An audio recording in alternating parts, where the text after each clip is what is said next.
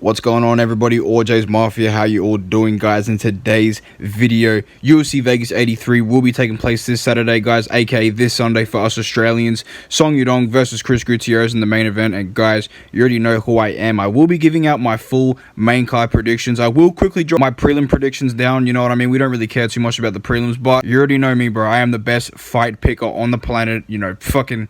Dude, what do I have to say? We're gonna get straight into the main card, guys, but as always, man, like, subscribe, do all that good shit, man. We're gonna get straight into it. The only fight that I care about on the prelims, guys, is Tatsuda Taira versus Carlos Hernandez. I'm gonna go with Tatsuda Taira by a decision win. You know, a lot of people think he's gonna find a finish, but I will go with a decision win. Fuck it, man. I'm gonna go with the second round submission rear naked choke for Tatsuda Taira. The only fight that I do care about on the prelims, guys. The first fight on the main card, guys, we're going to be in the middleweight division. Andre Muniz taking on John Yon Park. As you can see here, guys, Andre Muniz is on a 2-fight losing streak. Not looking good as of recently, while John Yon Park is on a 4-fight winning streak. You can kind of really tell who's going to win this fight. I will be going with John Yon Park with a third round TKO or a third round submission win. Andre Muniz, you know, he was supposed to be this like big prospect, this big, you know, up and coming in the middleweight division. He was a really good jiu-jitsu guy, you know what I mean? Submitted Jacare Souza, who's a great jiu-jitsu fighter, but I think John Yon Park is the real deal, man. You know what I mean? He has a granite chin, so even if Andre Muniz tries to knock him out, it's not going to work. Plus, John Yon Park is the real deal when it comes to grappling. You know what I mean? This guy finds the neck. You know, he's great with positions. You know, he's very dominant in general. And I just see Andre Muniz having a hard time trying to, you know, get anything together. So I will go with John Yon Park with a 29-28 decision win, or a second round or a third round submission win. In the lightweight division, guys, we have Jamie Mullarkey taking on Nasrat Haqparast, and my prediction for this fight, guys, I'm going to go with Nasrat Haqparast by a decision win. I think Jamie Mullarkey's, you know, he's going to come out hungry, wanting to get a victory. You know, it's going to be a very technical fight while it lasts, but I just think Nasrat Haqparast has really solid boxing for the lightweight division, and I can see him, you know, like tripling Jamie Mullarkey on volume strikes, you know what I mean, landing strikes like 3-1 at a time against Mullarkey. Sometimes Jamie Mullarkey tries to look for that big one-shot punch, and, you know, he just never finds it at times, really. And he's coming off a win, Mullarkey, but it was a really bad fight, and not only was it a bad fight, but it was a really bad look for Jamie Mullarkey because he didn't really look too good in the fight. You could have arguably given it to his opponent, and I think the difference in this fight between Haqparast and Mullarkey will be the volume and the boxing of Haqparast. I think Nasrat is just going to be a way cleaner striker, and I wouldn't be surprised if he dropped Jamie Mullarkey, but I'm going to have to go with Nasrat, guys, by a decision win. In the flyweight division, guys, we have a short notice replacement. We have Tim Elliott stepping up to take on Sumadaji. Now,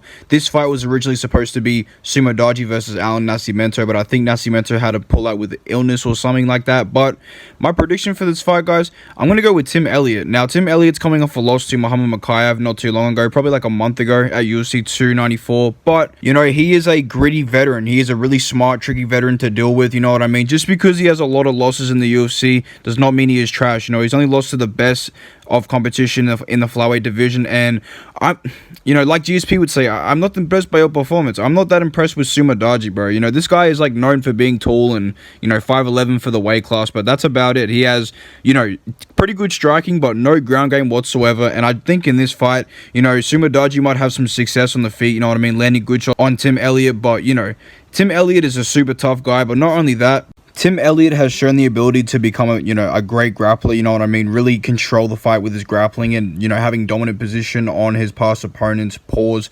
You get the fucking point, dude. This guy's a really good grappler. So I think he's going to be able to, you know, keep down Sumadaji. I know he's coming off the couch, you know, 1 week's notice for this fight. So I think he might have to give it all he has in the first round. But he probably loses this fight. But I'm going to go with Tim Elliott, man. I'm going to trust my boy with a decision win or a first round TKO.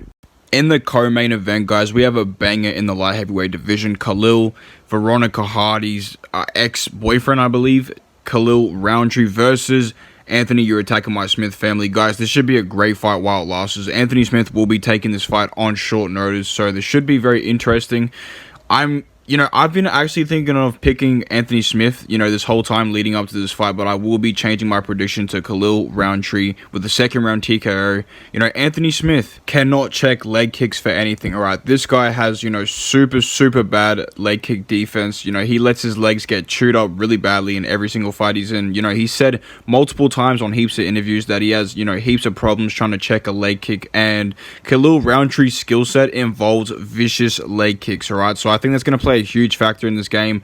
Pretty much, I see this fight going down with Anthony Smith getting a submission win or Khalil Roundtree getting a brutal TKO finish with leg kicks, alright? Now, what I think will happen is these two will be trading on the feet, but Khalil Roundtree will have a huge power significance or a difference, and I think Anthony Smith is going to feel it early on and be very wary and cautious. I think Khalil Roundtree is just going to bash him with brutal leg kicks, and you know, each leg kick that he lands is just going to get worse and worse for Smith, depleting his footwork and how he moves around, and eventually he's just going to be toast. And I see Khalil Roundtree kicking his legs out, getting a brutal second round TKO. Now, like I said, I was going to pick Anthony Smith leading up to this fight, but you know, just thinking about how bad Anthony Smith, you know, how much damage he's taken over the past couple years in his career in general, I think Khalil Roundtree is going to beat his ass. And I wouldn't be surprised if, you know, Anthony Smith racked up a submission win, but I will be going with Khalil Roundtree by second round murder fam via leg kicks. In the main event, guys, we have an absolute bang of a fight in the bantamweight division.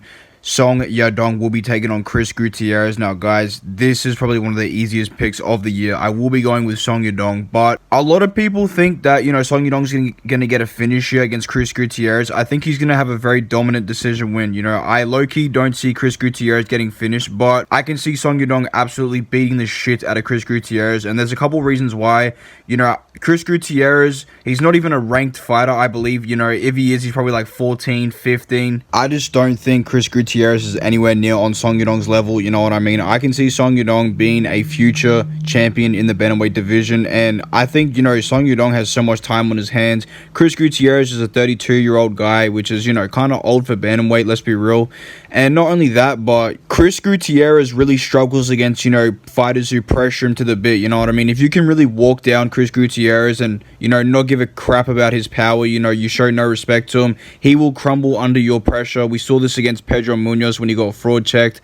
And yeah, I just don't think it's going to end well for Chris Gutierrez. The only way I see him, you know, having a chance of potentially beating Song Yadong is with the leg kicks. Chris Gutierrez has some absolutely vicious leg kicks, but I think Song Yadong is, you know, too tough. You know, he's going to be able to eat those leg kicks, and I see the first couple rounds of this fight being close, but then I see Song Yadong absolutely piecing up Chris Gutierrez, possibly dropping him. Like I said, you know, Chris Gutierrez really struggles with fighters who can pressure him, you know, walk him down. And Song Yadong, you know, not only is he a pressure fighter, but he has, you know, vicious knockout power, you know, one-punch man type power. This guy is a fucking beast.